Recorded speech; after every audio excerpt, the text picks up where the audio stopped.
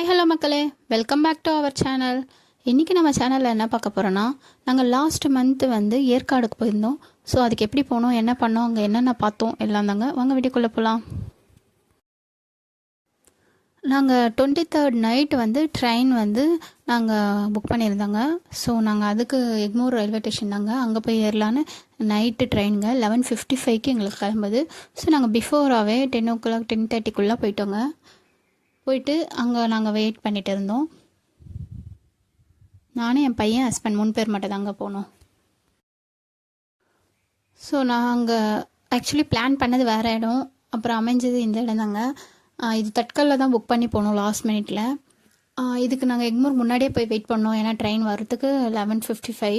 நம்ம அன்டைமில் போக வேணாம்னு சொல்லிட்டு பிஃபோராகவே டிஃபன்லாம் சாப்பிட்டு நாங்கள் ஆட்டோ பிடிச்சி இங்கே இறங்கிட்டோங்க. ஸோ டைம் ஆகிட்ட வெயிட் பண்ணிட்டு இருந்தோம், டைமே ஆகலை. என் பையன் அதை காமிக்கிறான். நாங்கள் போன எக்ஸ்பிரஸ் தாங்க இது, சென்னை மெயில் சூப்பர் ஃபாஸ்ட் எக்ஸ்பிரஸ்ங்க. இது ஆக்சுவலி மும்பைலேருந்து வருதுங்க, மும்பை ட்ரெயினாக தான் வருது. அதுக்கப்புறம் வந்த பிறகு தான் இங்கே சென்னை டு சேலம் ட்ரெயினாக மாறுது. ஓகேங்களா, இது அதுக்கப்புறமா எங்களுக்கு சேலம் போட்டாங்க, நாங்கள் ஏறிட்டோம். ஏறினோடனே பையன் பாருங்கள், மேலே எங்களுக்கு இது புக் பண்ண சீட்டு, இது ஆப்போசிட்டு நான் சைடு, அந்த சைடில் அப்பர் சைடில் என் ஹஸ்பண்டுக்கு கிடச்சிது. பாருங்கள், என் பையன் நான் படுத்துகிட்டே வரமானா, நாங்கள் இது வரைக்கும் அந்த மாதிரி தனியாலாம் படுக்க வச்சதில்ல, சிட்டிங் தான் போயிருக்கோம். ஏன்னா விழுந்துருவானோன்னு ஒரு பயம் எனக்கு இருக்குது. பெருசாக தான் வளர்ந்துட்டான், சைடில் 2 கம்பி இருக்குது, இருந்தாலும் எனக்குள்ள ஒரு பயம், குழந்தை ரொம்ப பிறந்துட்டானா விழுந்துட போகிறான்னு. நானும் அவரும் மாற்றி மாற்றி பார்த்துட்டு இருந்தோம். நான் ஒரு 1 hour 2 hour, அவர் ஒரு 2 hour அப்படி முழிச்சு பார்த்துட்டு இருந்தோம். ஸோ எனக்கும் ட்ரெயின் ட்ராவல் இருந்தாலும் அந்தளவு தூக்கம் வரல, ஏன்னா ஆடி ஆடி போகுது இல்லையா, ஸோ சத்தங்கள் வேறு. அதுக்கப்புறம் பாருங்கள், மார்னிங் விடியும் போது நான் இதை எடுத்தது. பிஃபோர் ட்ராக்கு அந்த இடம், அப்புறம் அந்த சில்னஸ்ஸு நல்லா எங்களுக்கு ஒரு 2:30 கிட்டே ஒரு கிட்டத்தட்ட போக மழை பெஞ்சிருந்ததுன்னு நினைக்கிறேன் அந்த ஏரியா சரௌண்டிங்லாம். ஸோ எங்களுக்கு சில் காற்று ரொம்ப வர ஆரம்பிச்சிச்சு, நல்லா குளுமையாக இருந்துச்சு. நாங்கள் போன டைமு 23rd நைட் கிளம்பணும், 24th மார்னிங் ரீச் ஆனோம் சேலத்தில். ஒரு 6:15 6:30க்கு நினைக்கிறேன் ரீச் ஆகிட்டோம். ஸோ இது சேலத்தோட அந்த கிட்ட நெருங்க போகிறோம். ஸோ அதோட இது தான் மார்னிங் எழுந்து நான் எடுத்தேங்க. பாருங்கள் எப்படி இருக்குது, அப்படியே ஒரு நல்லா இருந்துச்சு. அதுவும் அந்த சில்லுன்னு காற்று மார்னிங் வரும்போது சூப்பராக இருந்துச்சு.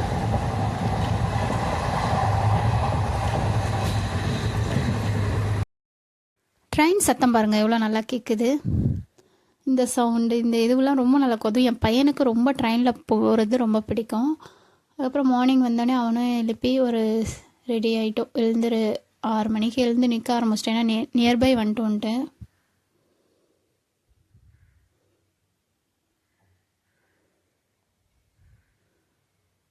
லீவ் நல்லா அவனுக்கு இட்டுன்னு போனோம். நாங்கள் 3 hour பிளான் பண்ணோம், அப்போ முடியல சுச்சுவேஷனால், சில பல சுச்சுவேஷனால் போக முடியல. அதுக்கப்புறம் சரி குழந்தைய ஏமாற்ற வேணாம், அவனும் ஆசைப்பட்டு, ஏன்னா நம்ம புக் ஆகிடுச்சு, கன்ஃபார்ம் போக போகிற நேரத்தில் கேன்சல் ஆச்சு. சரி அதனால் நியர்பை இருக்க ஏற்காடு, இந்த ஏற்காடு தான் ஏழைகளின் ஊட்டின்னு சொல்கிறாங்க. ஸோ நம்ம பட்ஜெட் கம்மியாக போனோன்னா இது ரொம்ப நல்லா இருக்குங்க, ஒர்த்துங்க, சூப்பராக இருந்துச்சு.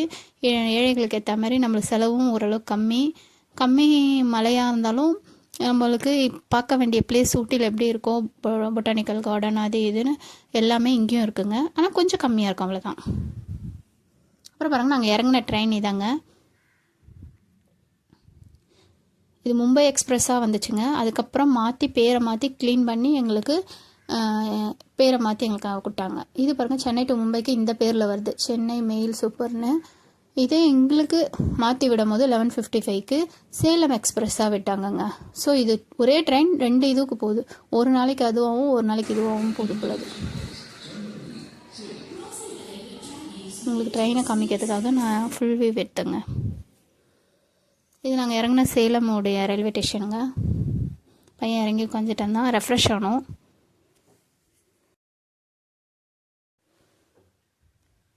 லாஸ்ட்டில் பாருங்கள், அந்த இன்ஜின் இதோட ஜாயின் பண்ண விட்றாங்க போல அது. ஸோ அதே பார்த்துட்டு இருந்தோம். அதுக்கப்புறமா ரெஃப்ரெஷ் ஆகிறதுக்கு அங்கேயே பாத்ரூம்ஸ்லாம் இருக்குங்க. இறங்கின இடத்துக்கு ஆப்போசிட்டில் போனால் தான் 5 ரூபா 10 ரூபா கொடுத்தா நம்ம ரெஃப்ரெஷ் ஆகிட்டு வரலாம். ஸோ நல்லா வந்துச்சு, போய் ரெஃப்ரெஷ் ஆகிட்டு வந்துட்டோம். அதுக்கப்புறம் நம்ம அங்கேருந்து நம்ம ஏற்காடுக்கு போனோன்னா பஸ் ஸ்டாண்டு போனோம். ஸோ இதுக்கும் கொஞ்சம் தூரம் இருந்துச்சு. ஸோ நாங்கள் பார்த்தா இறங்கி வெயிட் பண்ணது, இந்த குரங்கு பாருங்கள், இது உட்காந்துட்டு இருந்தது, நல்லா நார்மலாக நம்மள மாரி உட்காந்துட்டு இருந்தது. எனக்கா ஒரு பயம், என் ஹஸ்பண்ட் போய் ரெஃப்ரெஷ் ஆயிருந்தார், எனக்கா பக்கத்தில் கிட்ட அங்கே இருந்தால் குரங்கு இங்கே உட்கார ஆரம்பிச்சிச்சு. ஒரு பயம், இன்னும் ஏதாவது நம்மளை பண்ணிடுமா அப்படின்ட்டு. பார்த்துட்டே இருந்தது எதாவது கொடுப்பாங்களா செய்வாங்களான்னு. எனக்கு பயம் குரங்கிட்ட. ஆல்ரெடி சின்ன வயசில் எனக்கு குரங்குக்கிட்ட ஒரு எக்ஸ்பீரியன்ஸ் இருக்குது. கீறிச்சு, அதனால் அதுக்கிட்ட கொஞ்சம் தூரமாக இருந்துட்டேன். அப்புறம் பாருங்கள், இது அந்த பஸ்ஸுக்கு நாங்கள் ஏறணும்னு சொன்னால local bus railway station opposite வந்தீங்கன்னா லோக்கல் பஸ் நிற்கும்னு சொன்னாங்க. நாங்கள் டீ சாப்பிட்டுட்டு லோக்கல் பஸ் இருந்துச்சு, நம்பர் 13 தெரியல, அதில் ஏறிட்டு வெயிட் பண்ணிகிட்டு இருந்தோம்.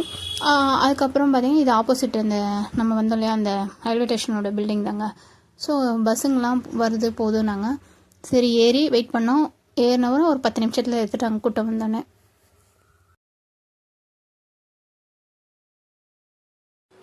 சேலமும் கொஞ்சம் பெரிய மாநகராட்சி தாங்க, நல்லா பெருசாக இருந்துச்சு. நிறைய அங்கே பிரிட்ஜஸ்லாம் அதிகங்க, நல்லாவும் இருந்துச்சு பெரிய இடமா. இது சேலம் அந்த பஸ் ஸ்டாண்ட் இறங்கிட்டோம். ஸோ அங்கேருந்து கிராஸ் பண்ணி உள்ளே போனால் பஸ் ஸ்டாண்டாங்க. ஸோ இறங்கி கிராஸ் பண்ணி அப்போ அந்த போய் அந்த சைடில் போய் அந்த ஒரு சின்ன சந்தை மாதிரி இருக்குது. அதுக்குள்ளே போனால் நம்ம ஏற்காடு பஸ் மட்டும் இல்லைங்க, பெரிய பெரிய பஸ் சென்னைக்கு வரத்துக்கு வெளியூர் போகிறதுக்கு எல்லா பஸ்ஸும் அங்கே இருக்குது. பெரிய பஸ் ஸ்டாண்ட் தாங்க அது. ஸோ ரிட்டனுக்கும் நாங்கள் அங்கே பஸ் பார்த்துருந்தோம். எங்களுக்கு வரத்துக்கு ரிட்டனுக்கு பஸ் தான் அங்கே புக் பண்ணியிருந்தோம். இதாங்க அந்த சேலம் பஸ் ஸ்டாண்டுங்க, நல்லா பெருசாக தான் இருந்துச்சு. நிறைய பஸ்ஸுங்க வந்துகிட்டே இருந்துச்சு.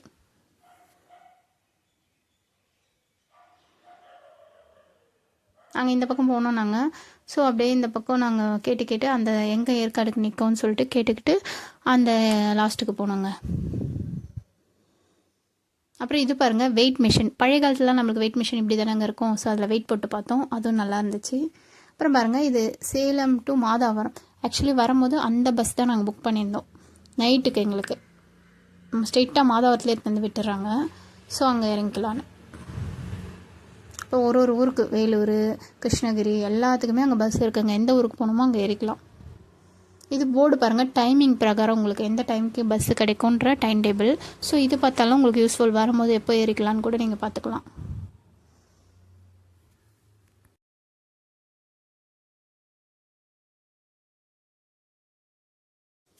அப்புறம் பாருங்கள், இப்படியே வந்தோன்னா ஏற்காடு பஸ்ஸு இங்கே தான் வருதுன்னு சொன்னாங்க. ஸோ இங்கே வந்தோம். ஒவ்வொரு பஸ்ஸும் ஃபுல்லாக, ஏன்னா அப்போ அது மலர் கண்காட்சி நாங்கள் போன டைம்.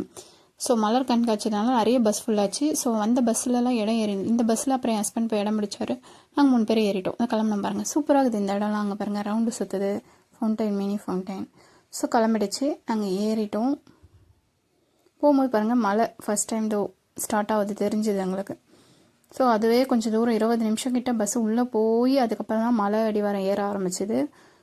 நான் அங்கே போகும்போது ஒவ்வொரு வளைவு, எத்தனை வளைவுகள், எத்தனை பெண்டு இருந்ததெல்லாம் நோட் பண்ணியிருந்தோம். அதெல்லாம் நான் உங்களுக்கு சொல்கிறேங்க.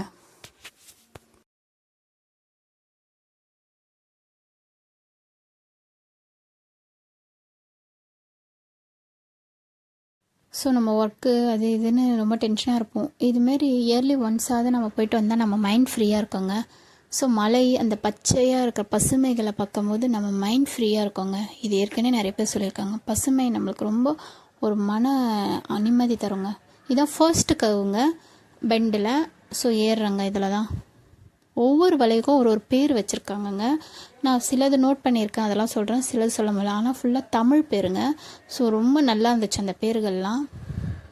என் பையன் நான் ஒவ்வொன்றும் நோட் பண்ணுறேன்னு கேளுங்க.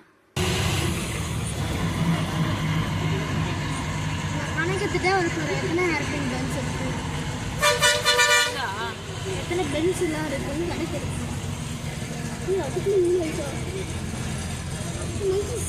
எங்க அதான் ஃப்ரெண்ட்ஸ். Hi friends.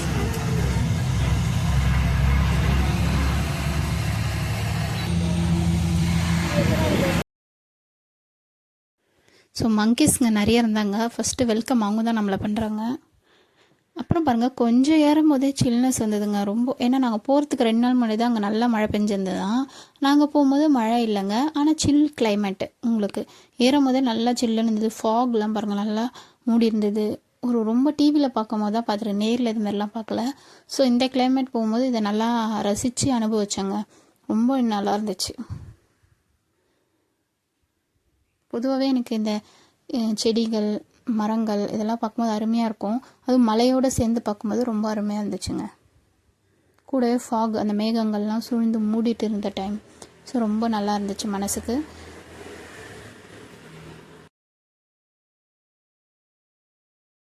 அங்கே ஒவ்வொருத்தரும் செக் பண்ணி அனுப்புகிறாங்க. ஸோ செக் போஸ்ட்டும் இருக்குது. எந்த வண்டி ஏறினாலும் இறங்கினா பண்ணுறாங்க. கவர்மெண்ட் பஸ்ஸுன்றதுனால பண்ணலை. மற்றபடி எல்லா ப்ரைவேட் வந்தாலும் செக் பண்ணி தான் அனுப்புகிறாங்க. அங்கே போலீஸ்லாம் நின்றுட்டு இருந்தாங்க. செக் போஸ்ட் வனத்துறை ஆஃபீஸர்லாம் இருந்தாங்க.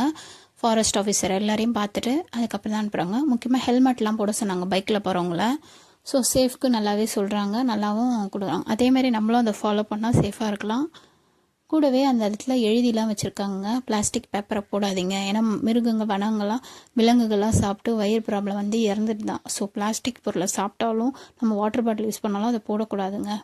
அப்போ தான் நம்ம எவ்வளோ சேஃபாக பார்த்துக்கிறோமோ காடு நல்லா செழிப்பாக இருக்கும், வனவிலங்குகளும் நல்லா ஆரோக்கியமாக இருக்கும். குப்பைகள் இருந்தால் நம்மளாம் இது வந்து டஸ்ட்பினில் போடுறது பெஸ்ட்டுங்க.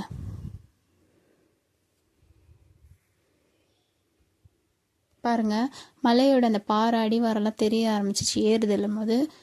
ரொம்ப நல்லா இருந்துச்சு. நம்ம மரங்களை அழிக்காமல் அதேமாரி இந்த பிளாஸ்டிக் போட்டு மண் வளத்தை கெடுக்காமல் இருந்தால் மரங்கள் நல்லா வளரும். இது மூலயமா நம்மளுக்கு மழை கிடைக்கும். வெப்பம் அதிகமாவது தடுக்கப்படும், மழை நல்லா கிடைக்கும். அதுக்காக தாங்க இது அங்கங்கே கவர்மெண்ட்டே எழுதி ஒட்டியிருக்காங்கங்க. ஸோ இதெல்லாம் நம்ம ஃபாலோ பண்ணுவோம் கண்டிப்பாக. நீங்களும் பண்ணுங்கள்.